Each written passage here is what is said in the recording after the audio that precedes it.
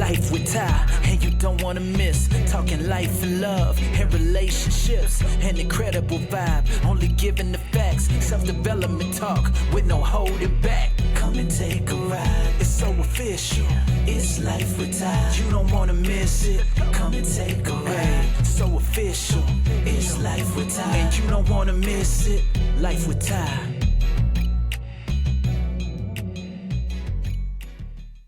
Hey guys, welcome back to Life is Hype podcast. I am your host, Tayana. I go by the self-love healer and also the self-care queen. And in my episodes, I like to educate women, elevate women, and empower women. So let's dive in. First, I would like to say thank you to Miss Cookie Hall. Give me a second, y'all. I am rocking this property of Black history. She makes these shirts. It's very comfortable. I had this shirt for about 2 years now. I really do like it because, of course, I am a product of Black history. Now, let's get into this podcast because, I wanted to talk to you guys about some things that's been on my mind, honestly. As I continuously evolve, I am starting to notice that the type of man that I like is changing. Um, like drastically. And I've dated people of status. So I haven't dated any bums. And the more I date these men of status, the more I'm still able to see that, hey, they got some work they need to do. You know, I've been married, I've been single, I've been separated before, I raised my kids, now they're with their father. I've dated after my divorce, and I get to live my life like it's a reality show because let's be honest, it kind of is. But here's the thing, when you've done the healing work, when you've gone deep within yourself, you get to start to see people a lot more clearly. And I've noticed something within, the last few guys I've dated. Uh, yes, I'm talking about them. Um, Something people do without even realizing it. It's like they want you, but when it's time for them to go deeper, they run. They're gone with the wind. So picture this. He's calling you, he's texting you, talking about the future, about, how he likes you. He's like, "Oh, I'm serious." And then boom, the energy just suddenly shifts. Suddenly he's too busy, he needs space. He starts saying things like, "It's not you, it's me. Oh, I got this going on. Oh, I had this situation pop up. Oh, I'm not ready for a relationship." Like, just a bunch of stuff, a bunch of excuses, right? And I'm like, "Sir, I have kids, I have a podcast, I have a job, I have rehearsals that I have to get ready for. I still made time for you. What's the problem?" What's the problem? Because the type of woman that I am, I would give you exactly what it is that I want in return. So if I'm giving you my time and my time is not free and I am cutting out of certain things to spend time with you, why all of a sudden you need space, you need distance? But I get it now, that's the push and pull dance. Pleasure is easy.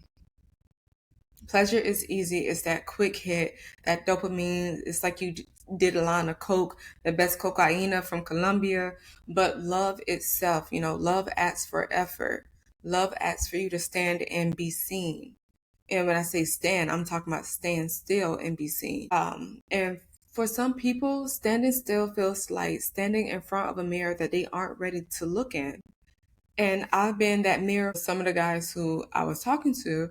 And when it's time for them to do the work and go deeper, is they don't like it. They don't like how they feel uncomfortable. They don't like being pushed out of the comfort zone, which is why they don't like being uncomfortable.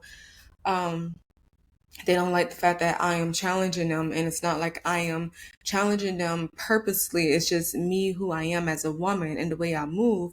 It caused them to elevate, and a lot of them are not ready to go to a higher level. So I can't sit there and be held responsible and be collateral damage to myself trying to love on a man who's not ready.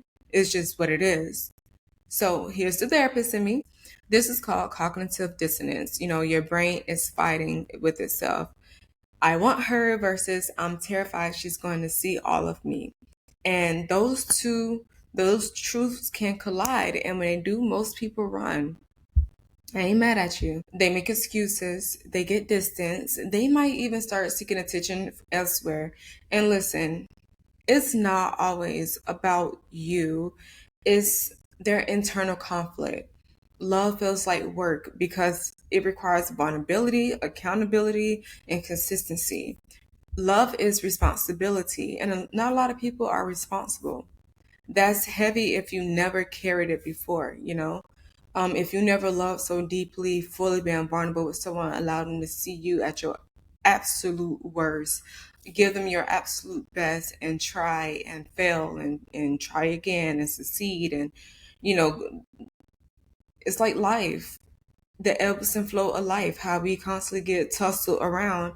And then you finally be like, okay, I've been through this before. I know how to overcome it, right? Same thing with love. When you fall in love with someone and you've been there before, all those lessons that you learned in your previous relationship, you can apply it to the new one. But not everyone thinks like that.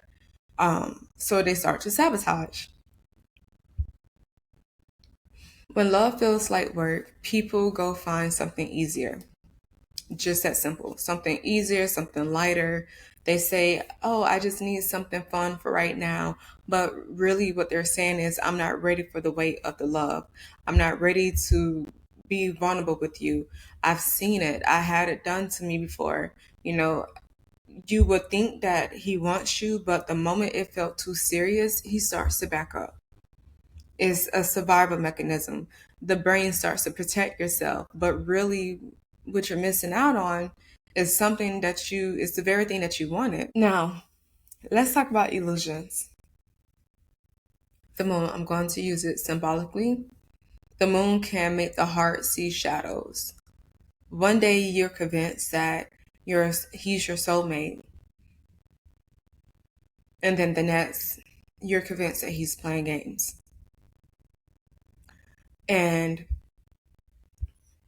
why? Because when we're unsure, we fill in the blanks with our fears, right? That's why communication is very important, why it matters.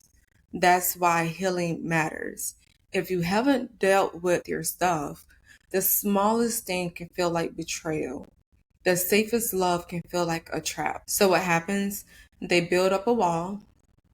They say they need space, or worse, they distract themselves with another connection.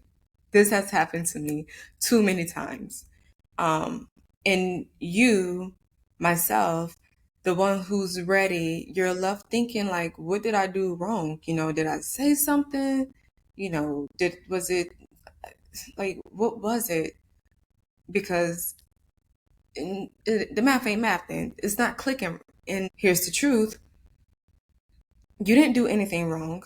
They just didn't have the tools yet. And sis, you are not Home Depot, baby. You're not Harbor Freight. You're not Home Depot. You're not Lowe's. Stop trying to build a man from scratch. Your love is not rehab. Okay? When you've done your healing, you stop chasing. You stop shrinking. You see a man's fear without letting it wound your confidence. You can say, I care about you, but I won't beg you to choose me. I love you, but I love myself more. You know, we can be friends. And even then, you're like, yo, I try to be a friend and we can't be friends because you clearly have some work on yourself that you need to do.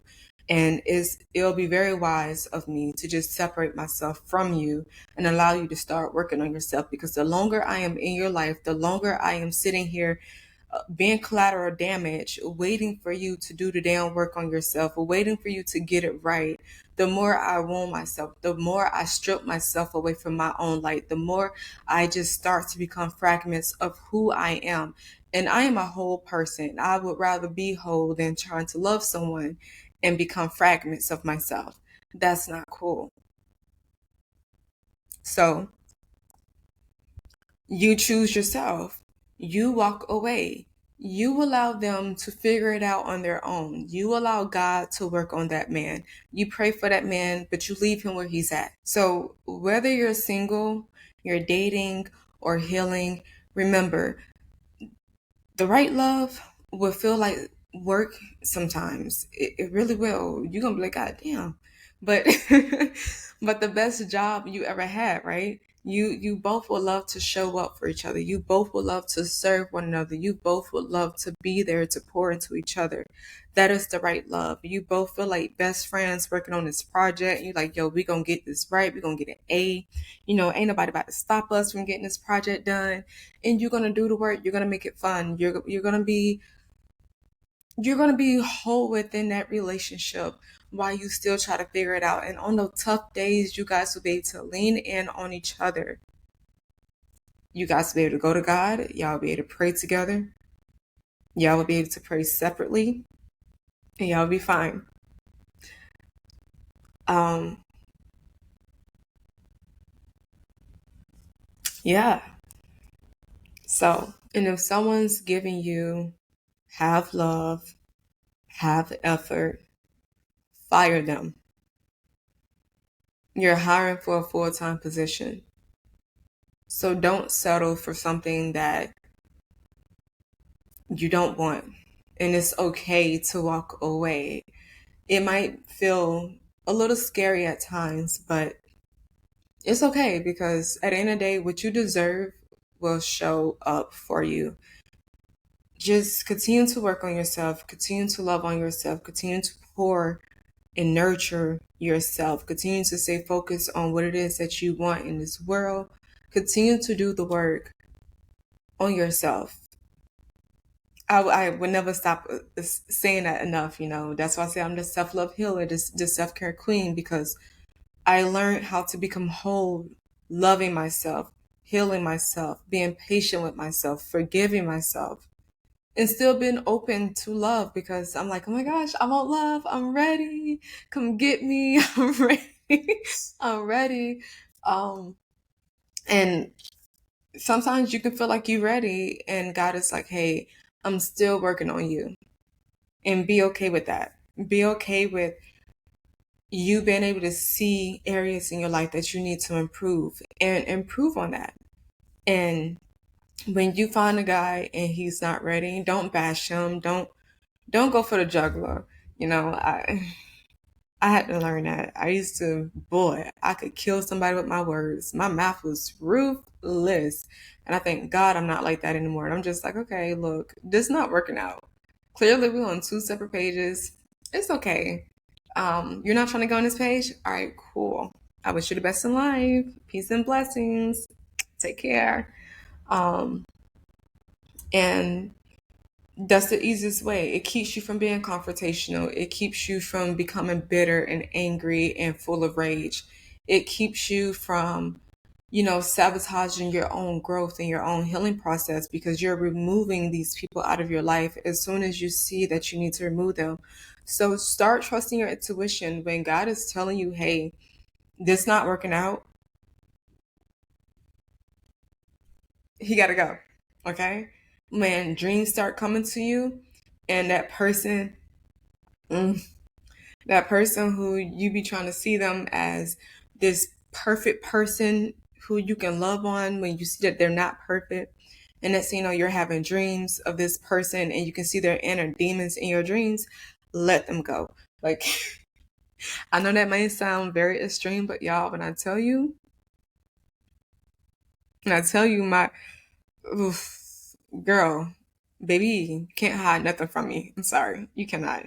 And I will call out your demons right in front of you in a heartbeat with no problem at all. I will literally cast your demons out of you. Don't play with me. You gotta go. You ain't them demons gotta go. Go do the work, okay? Because people be acting crazy and stuff. I have some journal prompts for you guys. A journal prompt that you can write and really sit down and reflect on your journal prompts. When I have wanted someone but pulled back because it felt too real, what did I feel losing if I went deeper?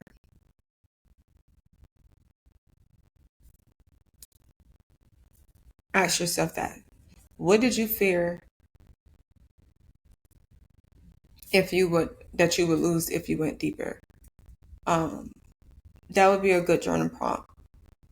Another one that you could use is For like when I was talking about the war in your mind, what are the two strongest voices in my head right now when it comes to love and intimacy? What do they each want? That one will be able to help you go a little bit deeper and find out what it is that you're searching for. And when I mentioned about why we sabotage, what patterns do I repeat when things get serious in relationships?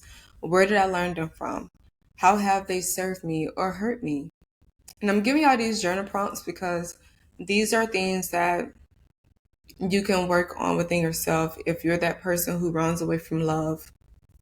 Yeah, even though I'm talking about the guys, I'm still giving y'all techniques to help y'all ladies do the work, okay? So do the work. These are things I had to do within myself because I already knew what my patterns were. Like, man, I'll, when I mentioned the illusions in the moonlight, what illusions have I created about love and myself? How can I replace them with clarity and truth? If you find yourself building walls or trying to escape, or if you notice that someone is doing this to you, it's okay. Ask yourself, who or what do I run to when I feel vulnerable? What would it look like if I stayed still and allowed myself to be seen?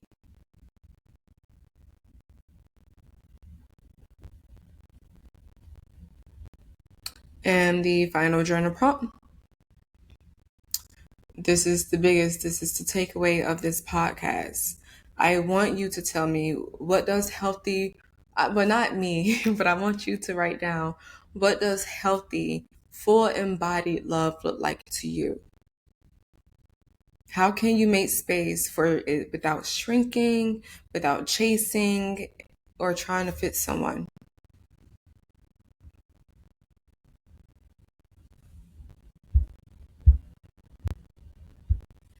So, my favorite is here, guys. Okay, y'all know I love breathing techniques.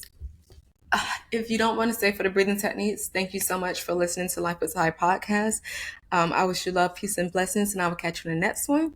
If you do want to stay for the techniques, we're about to get into it, okay? I want you to sit, right? You're going to sit or stand and make sure you have a tall spine. I want you to root yourself. So you're going to root your sitting bones into the ground. Make sure your spine is nice and tall. Your shoulders is pulled back. So you're going to pull your shoulder blades back. Lift your rib cage. Lengthen your neck and sit tall. Close your eyes if you would like, or simply gaze. Inhale deeply through your nose. We're going to breathe in through our bellies and then through our chest. So inhale for a count of 4 seconds. Hold for 4 seconds. Exhale slowly through your mouth for 6 to 8 seconds.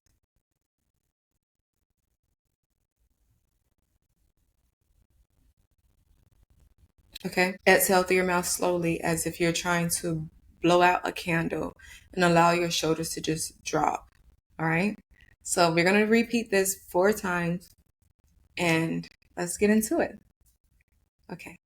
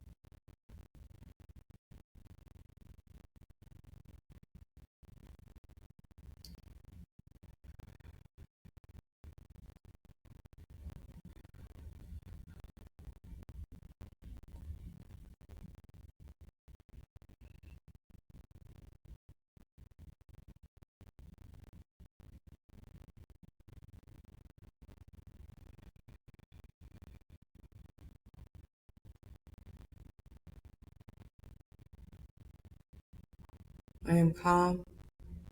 I am clear. I am enough.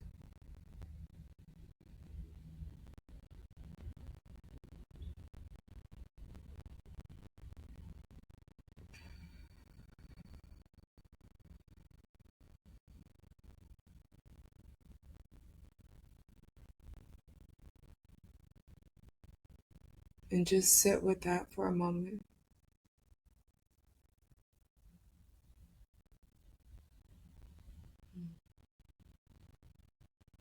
I am calm.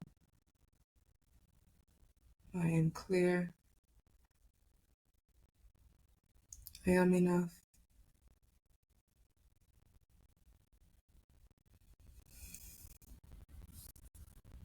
Write down one thing that you're grateful for. I wish you guys nothing but the best in life. And it was a pleasure talking to y'all. I really enjoyed showing y'all my beautiful face. And I look forward to seeing y'all again. And until next time, guys, be blessed, be safe. Love ya.